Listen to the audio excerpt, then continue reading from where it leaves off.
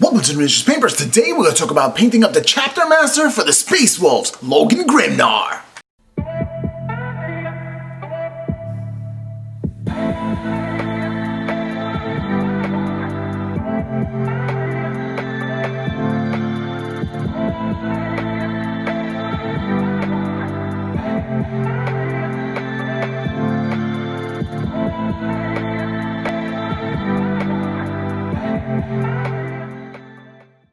Alright, so those astute to the channel will realize that I changed my formula for painting my Space Wolves. Now, it used to be Werewolf Gray from Minotaur, but the actual paint started to corrode and it started to get really chunky, and it seemed liquidy, but at the same time, I was having issues with it. So I 86 that sucker. And what I went for here is the base color of Amaranth Blue from Fenresian Games. And then Hero Blue from Fenresian Game. And finally, the ultra highlight would be War Colors Blue #1. And the reason why I'm not putting them really down there on the below in the description and stuff like that is because, honestly, you can use any blue from a dark blue to a lighter transition in order to get that Space Wolves blue. But remember that that paint is what you're going to want to stay with for the entire army. I went for a complete departure because I was just so frustrated with the product that I had and never lasted that I completely changed my game. Alright, so time for me to do some panel modulation on the sled of Logan Grimnar and give you an opportunity to know who Logan Grimnar is. Alright, so he's a warrior born. Logan fought his way through the ranks of the Space Wolves under the watchful eye of Ulrich the Slayer. Despite the fact that Logan is one of the longest serving chapter masters in the Imperium, to this day, Ulrich calls him the young Grimnar, and it is a sign of friendly demeanor and respect for his mentor that Logan allows this to pass without comment. Unlike stoic and formal lords of the chapter, Logan is charismatic and likable in the extreme, as apt to reward his men with a hearty slap on the back and a tankard of Fenresian mead as with an official commendation. The King of Fenris respects those who fight, drink, and eat with him, and few besides. Logan's leadership of the Space Wolves has endured for over 500 years. During that time, the old wolf has led his chapter to victories beyond counting against tyrants and terrors alike, humbling the warlords of chaos and pushing back the omnipresent alien threat that gnaws at the edges of humanity's domain. When written in full, Logan's sagas stretch from one side of the Great Hall to the other, with the old wolf hunts evil wherever he finds it and without hesitation. Although there's some cynics about the factual validity of many of the Fenresian sagas, believing them is riddled with hyperbole, none can deny that during the reign of the Great Wolf, Logan Grimnar has been instrumental in some of the greatest imperial victories in the 41st millennium. The First War of Armageddon would likely have ended in a disaster if not for Logan, as he led his men to the planet's defense. Despite the only recently having risen to leadership of the chapter, Logan led the campaign that ultimately saw the defeat of the World Eaters Legion and their demon Primarch, Angron. At the height of the conflict, Grimnar slew the mighty lord of the World Eaters in personal combat, claiming the fall of the champion's baleful axe as a token of his victory. The fabled axe of Mordecai was forged from this very weapon. Clad in ornate Terminator armor, Grimnar towers over and saves almighty champion Arjak. His beard is long and his fangs are full, yet age has not made him weary. Logan is a pariah, an incredible beast. Alright, now that the sled is done, I'm going to move on to painting up the ornate shields that are actually on his sled. But going back, I digress. Logan Grimnar is like the most likable chapter master, in my opinion, in the history of the Adeptus Astartes, because he's just so personable. A lot of people are very uptight. Now, the only one who comes even close, I guess, would be the Ultramarines chapter master, which he seems pretty cool, but I don't know. Logan seems the better man, all in all, through and through. Artiest Calgar, close second, but yeah, not really. All right, time for some gold. Let me tell you what I do with doing the recesses and shading with gold. Do it a little differently. All right, so I'm using FW ink. This is sepia. This is from FW, but you don't have to use this one in particular. Any sepia ink will work really well. Now, I use inks on metallic paints because it's glossy, and I wanted that the gold itself reflect. See, when you use a wash with gold, you really lose that reflective quality that makes metallic paint metallic and shimmery. So I like to use inks instead of washes when I do a wash for all my metallics. Yeah, so it's something a little different using the inks, but using the inks, you're going to see how it does a very decent job at really getting into all the recesses, yet having that glossy kind of look that makes it, in my opinion, more metallic than just dulling it with Seraphon Sepia or something like that, or even Reikland Fleshade some people use for that to get that reddish or pinkish gold.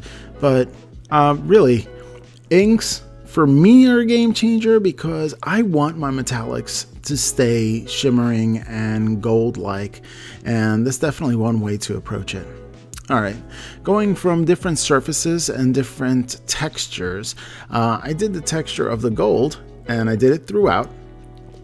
And now what I'm trying to do is getting the wolf that stalks the stars.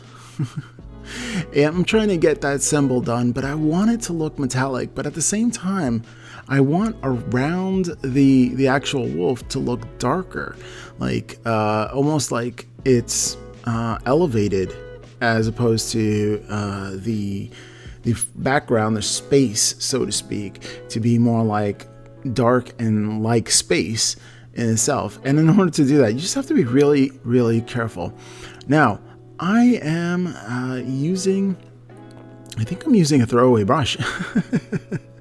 Usually I use my Series 7, Winsor & Newton Series 7 to do these little intricate ways, but sometimes I forget to do so, and it's fine. I mean, for most of my work, I use a throwaway brush, and then for the really fine details, I switch brushes to that Series 7. Now, granted, you can take care of your brushes. They won't last you forever, though. I mean, eventually, yeah, it's gonna go. Now, brush care in itself. I shampoo my brushes. I know it's weird. Not my synthetic brushes, but with the Kolinsky Sable brushes, that's hair. And I believe that, putting some hair conditioner and, washing it with shampoo, just like hair, actually takes care of the bristles, takes care of the hair. So this way it can keep its shape longer. And like I said before, the actual brush shape will deteriorate after time. In fact, I've used my Winsor & Newton Series 7. Good golly, I'm trying to say about 2 years now. Yeah, just about 2 years with the same brush, and it has served me well, but I am meticulous about taking care of it. But even now, like the tip, it splays sometimes, and sometimes I have to rewrite it so I can get its shape again. But in its natural state, usually it starts curling up, and the brushes are just not there anymore. And I'm still going to use it until I run it to the ground, really. And that's pretty much what I do with all my brushes. I used to use just Citadel brushes. I've had this old set that I bought in the 90s, and it was amazing because I actually went over to visit my mother in New York many years later, and I took a hiatus from painting miniatures for like close to 20 years maybe. And when I came back and I came visit my mother, and she told me, you know what? Ever since Dad passed, there were these brushes here. Do you want them? And I'm like, these are GW brushes from the 90s. Oh my gosh. And they were pretty good. And I used them until they're done. Okay, so now what I'm going to do is I'm just going to do a wash. Now, since this is not metallic, I'm not using an ink to do this wash. Since it's stone, I don't want the reflective quality to it. So I'm just using some nun oil, straight nun oil, going through the entire piece. And the reason why I'm doing the entire coin there is because, I don't know what else to call it. I want to unify the piece. Like, I want to unify all the stone. And nothing unifies it, I think, like a good wash. A good wash kind of just makes everything that same dinge, that same tint, so to speak. But just like every wash, just be very careful that it doesn't pool, because you don't really want it to pool, but you want that like nice even coat. You want the recesses to be dark so it can really create that contrast that you want.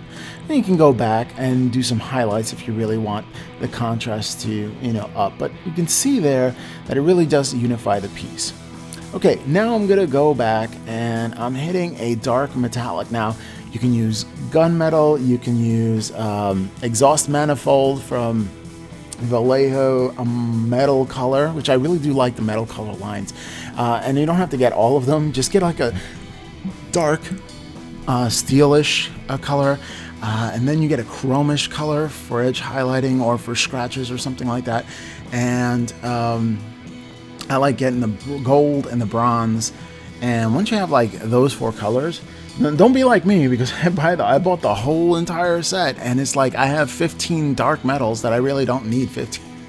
I don't need I'm exaggerating, but I don't need a ridiculous amount of dark metals. I can just use one, and it looks pretty good, So I'm going to have a lot of silvers, although my gold is starting to run out, so I'm going to have to replenish on that. Now I hear Scale 75 has some really good golds, but I'm just such an avid believer in the fine granules that are reflective in Vallejo model color. And, of course, if you get any kind of like enamel based or, something that's alcohol soluble, these kinds of golds, these metallics, they actually have a brighter sheen. And, give that granted. But when it comes to acrylic paint, I think there's just nothing like it. Like, really, it's just like the creme de la creme of metallic, acrylic metallic paints. I do have liquid gold from Vallejo, and I heard it's really good, but I've never opened it. I think I'm going to give it away. I might have given it away already. Oh, goodness, I think I did. All right, I'm just checking my gold reserves. Yeah, if I'm not going to use something, I give it to somebody who might, And that's what I do. I kind of try to pay it forward. Speaking of which, I'm thinking about giving another giveaway. What do you think about that? Comment down in the description if you're interested in a giveaway. I don't know if it's going to be more of like maybe something I painted, or maybe something new in box or something like that for you guys and girls, and give you the opportunity to do that. I don't know if you're interested. I've given the pay it forward box. And it's been circulating, and I'm really excited to see what happens to what goes to it next. I think Captain Morgan Gaming is that. All right, so I used a little bit of panel lining from Tamiya dark panel lining, but I'm going to get into the details of using panel lining and the differences of using oil washes and Tamiya's panel lining in just a bit, because I go back and revisit and I use it again. Okay, so now I'm going to paint the actual ice bits on the base white. And what I'm going to do is I'm going to pick AK Interactive Snow, and I'm just like put it on there. And then I'm going to take a Woodland Scenic's like so and frost it on there as well. Just to keep that, keep it frosty there. Well, I'm trying to keep it snowy, I should say. I'm trying to keep it snowy there. On the base. Now, I'm not going to go into details on the base because it's the same, literally the same style of base that I've done for all my Space Wolves, and I have a ton of Space Wolves bases that I do, but you can actually see it on my Night Titan base, 24 hours to put together a Night Titan and paint it up. And I do have that base there, and it's elaborate, and I'll show you all the details on how I do that. And I'm going to give you a link later on in this tutorial. I'll give you a link to that one too, so if you're interested in watching how I did the bases, or how I did a Night Titan in 24 hours, and maybe if you're inspired and find out what you want to do in 24 hours, you can do so too. All right, doing some fur. So what I do for fur is literally I don't even look at the words of the paint that I use, but I'll give you an idea. So I use start off with a leather brown and then give it like an ivory 50-50 mix with that leather brown. You can incorporate bootstrap leather in there. You can incorporate, there's like so many things. And the leather brown that I use is from Vallejo Game Colors. Yeah, it's leather brown, but you could definitely use like khaki from Vallejo Model Color very easily. There are so many different browns they can use. If you want some like terracotta or something, Parasite Brown is pretty red. There's like so many. There's so many, even dark flesh tones with browns. You can just have a field day with it, and it's so forgiving. You know, organic shapes to me are very, very forgiving because it's like, you know, they're not even by nature. So you really don't have to be so careful. Okay, this trick has been around for a while, but I use silly putty for masking when you have really weird shapes. And sometimes, especially with Space Wolves, you have capes and things like that you kind of want to isolate from the armor. And the best way I find to do that is taking a little bit of silly putty. Now, I've been using this silly putty egg since I started 3 years ago, and every single model that I've ever done on this channel. It's still kicking because for some reason it just like absorbs the paint, and once you just like make it malleable like this and stretch it out, the paint's gone. You can reuse it infinitesimally. So if you've never tried to use silly putty to mask uneven areas, I highly recommend it. That's right, silly putty. If you have not heard of this, like there's a gem for you if you haven't heard of this. But there are certain like cloaks and stuff like that that are modeled onto a piece that you can't really sub-assemble. So if you want to airbrush your stuff, you're gonna have to mask it off. And the most forgiving masking I have ever used in my life is just straight up silly putty. And I'm using dentistry tools that I got at just like a yard sale. All right, time for some fur. Again, dark brown, mid-tone brown, and ivory is all you kind of need when it comes to that Highland fur. And I've done gray fur, I've done like black brown fur, I've done so many furs, you know, because Space Wolves, that's why. Why do you do so much fur? Because Space Wolves. And everybody's like, oh yeah, I can see that. And they try to vary it up. All right, so you go with a dark brown, and I'm gonna hit this one for the highlight. And I'm kind of doing, since there are two wolves here, I'm gonna go and do one wolf that it's light on the top and dark on the bottom. And then I wanna do the reverse. So light on the bottom and dark on the top kind of thing. And this way I have like the dichotomy of both of the wolves, and they're completely different, like night and day. And they're both pulling the sled. So I wanted to come up with that. It's such a fun model because of that, you know? It's such a fun model that, you know, it's tongue-in-cheek kind of, you're on a sleigh, and everybody, oh, so many people give this model so much flack. All right, time for leather. I'm using a darker brown, charred brown from Game Color, and I use like bootstrap leather, and I just really literally there was no rhyme or reason with that, and I just did it up, and it was pretty cool while I was doing the fur, because it's like, see, I want to have the same colors go throughout the entire miniature, so this way there's this cohesiveness. Now I did add a little more darker brown to the leather bits, so this way it can differentiate from the fur, but that's about it. That's like the only difference, really. All right, going for the white bottom right there, or ivory bottom, which is simply just like a leather brown with ivory mixed in 50-50. And if you want to go lighter, you can just add more drops of ivory. It's not science here. You know, when I paint, I don't measure it out.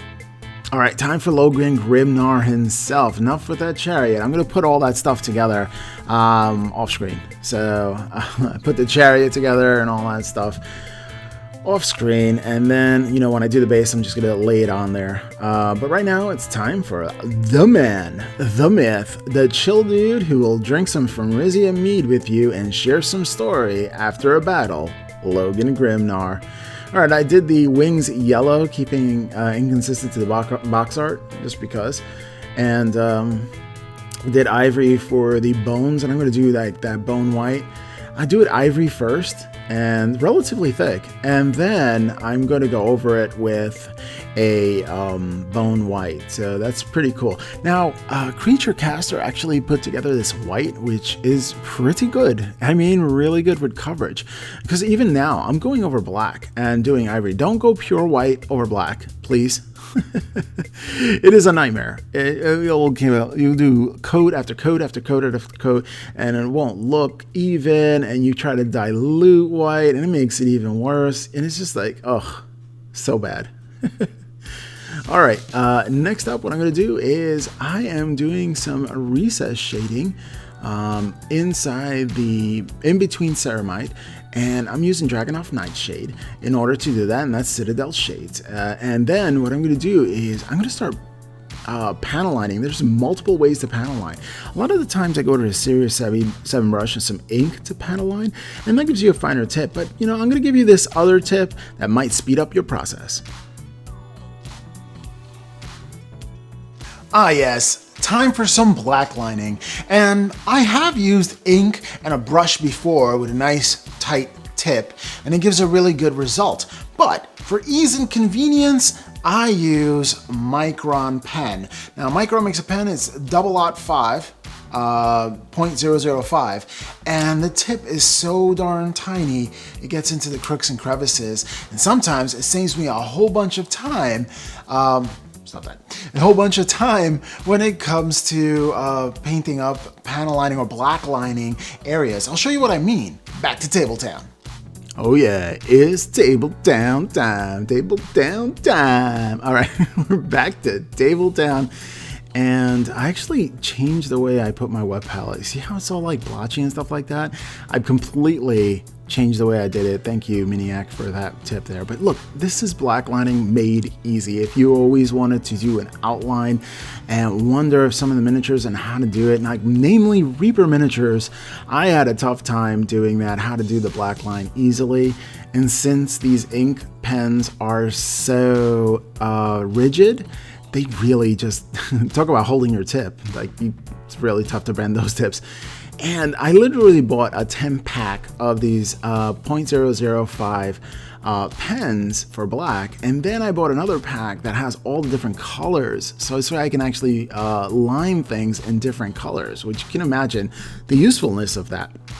Now, it's a bit of like a hobby, kind of a cheat that you can do to make it quicker. If you're banging through an army, this is an easy way for you to keep black lining without brush control. Now, that being said, I highly recommend that when you're ready for it, to use ink and a sharp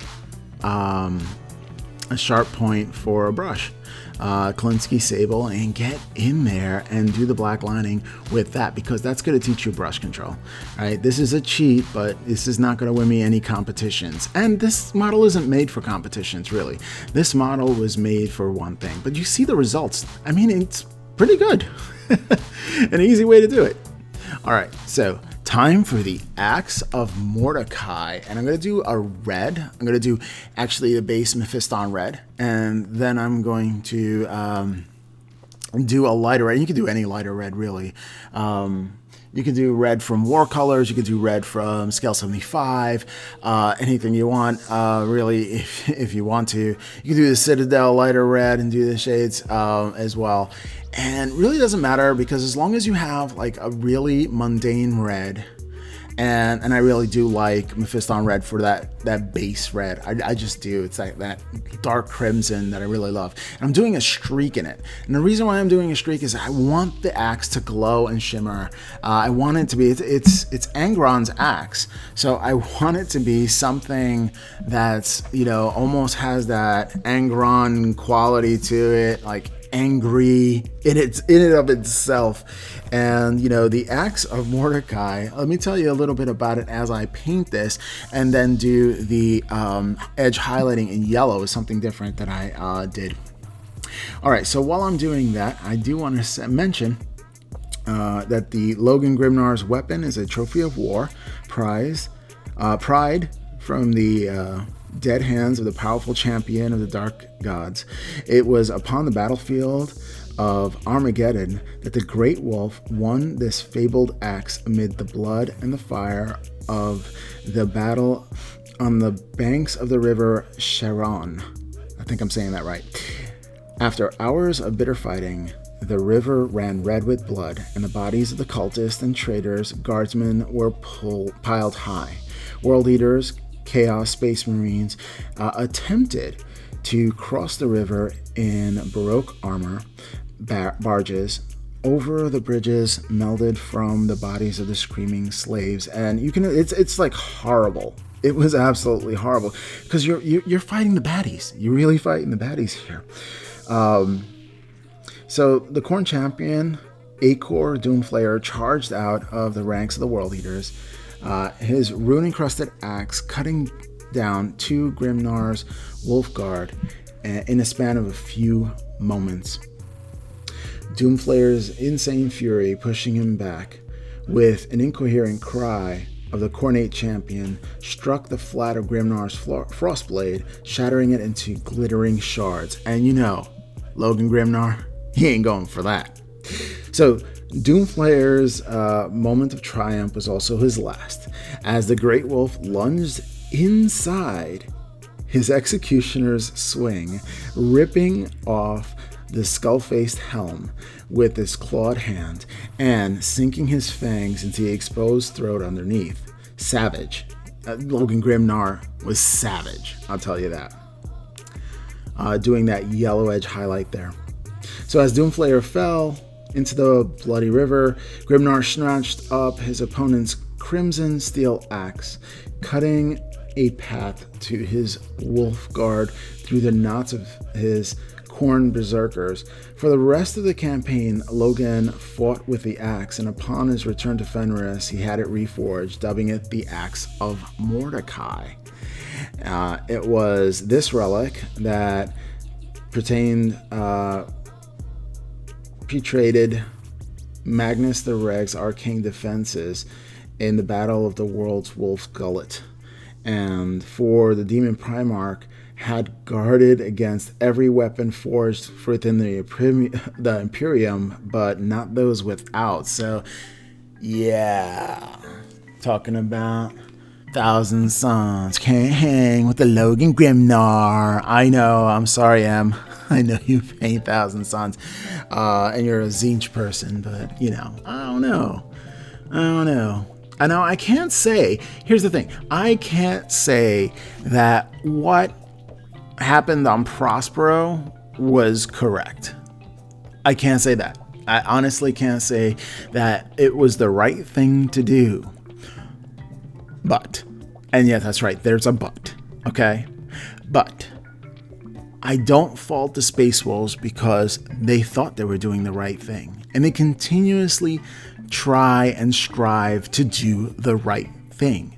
Darn the Codex Astartes, down with society treating them like pups, and, up with trying to do the right thing. At least somebody is, This is the Dark Imperium, and so many people are just out for themselves. Okay, time for the face, and I do this really easy. So what I'm doing here is I'm taking a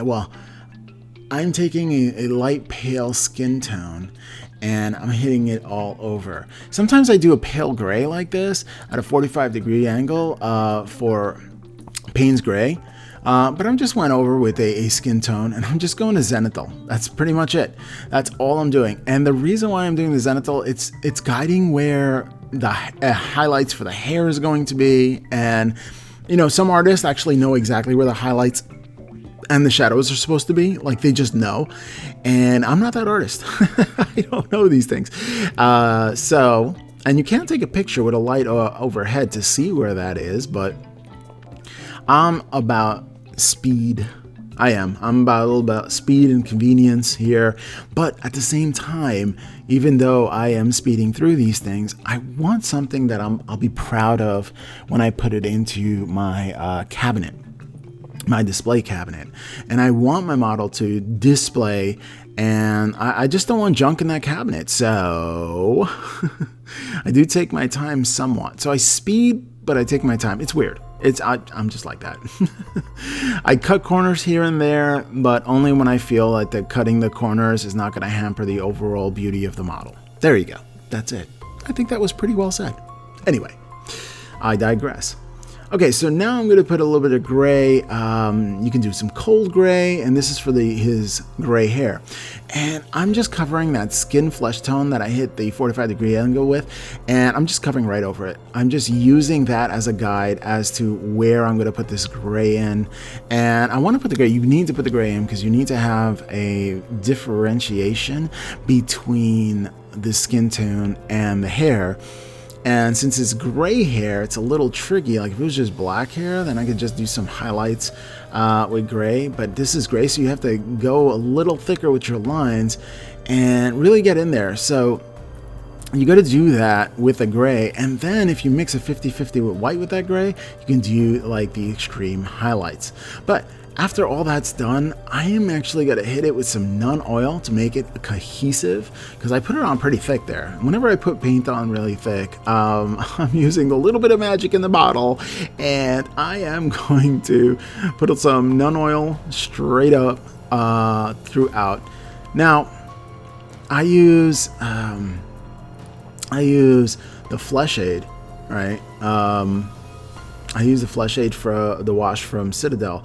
To do the face, to make that cohesive. And, you know, they really do a good job with that. They really do. And it looks fine for your tabletop standard, tabletop higher standard, actually, if you want to call it that.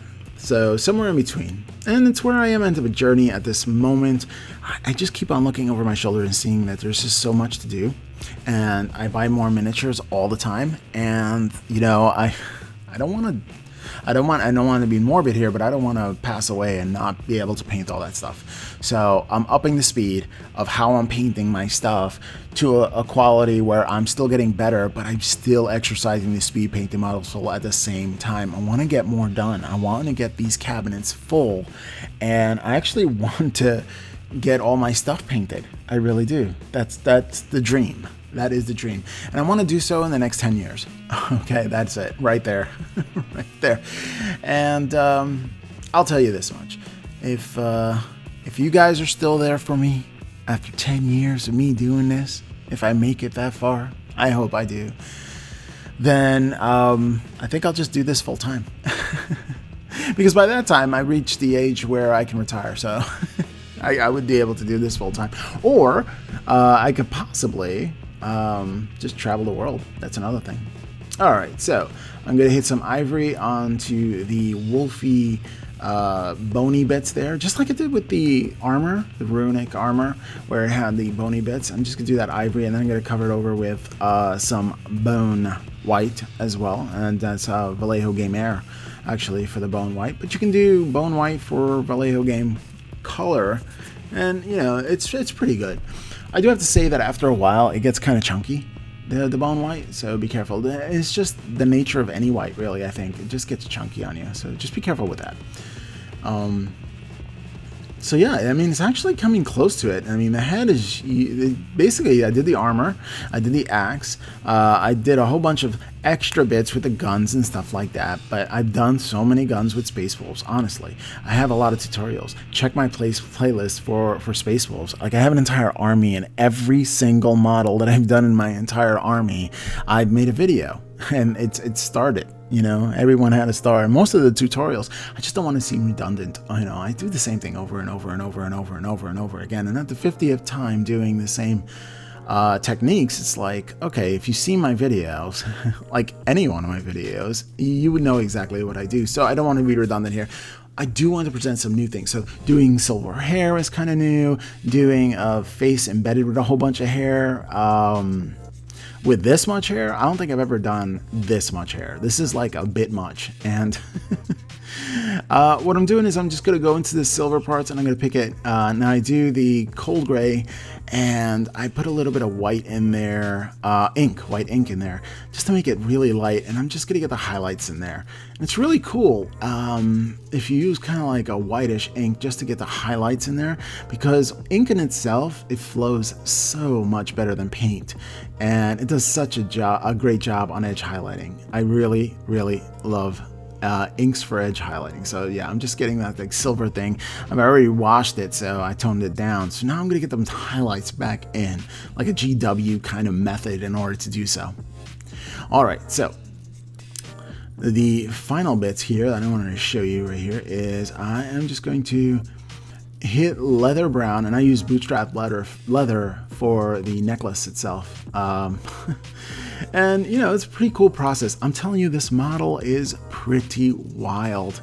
And you know, again, I did not do the base, and it's getting redundant. I'll tell you later. But yeah, bootstrap leather, this model in itself was a cool model to do. He is the chapter master of the Space Wolves, and I did want to lavish some attention on a whole bunch of details with him. And I'm actually, you know, I would look forward to if they primarisized him, you know, and maybe give an option to get him off this lead. Alright, with Logan Grimnar complete, it's time for me to work on the base and putting together all the pieces of the model. Now, I'm not going to get into how I constructed the base because I've done this a lot of times. In fact, I did my Night Titan in 24-hour video. You can see in detail how I put together one of these base. I'm going to put that right up here. Alright, so you can click on that. But now it's time to end this and go back down to Tabletown. And let's get this rocking and rolling. So one thing I want to show you is mounting, and I mount on the top of a spray can for these bigger bases. That is pretty much what I wanted to show you right here. But yeah, same rocks, same texture, same pine bark and road gravel and some sand from AK Interactive. And that's pretty much it. All right, let's get on to the outro. Another model for my Space Wolves project complete, and boy oh boy, I wanted to do such a good job on Logan Grimnar, being that he is the head honcho for the Space Wolves. I wanted to take extra time to make sure all the details were in there, and I'm pretty happy with the way it came out, and hopefully I get to play him in the upcoming weeks. Well, if you like this video, like, share, comment, and subscribe, and we'll catch you next time on the Miniatures Paintbrush.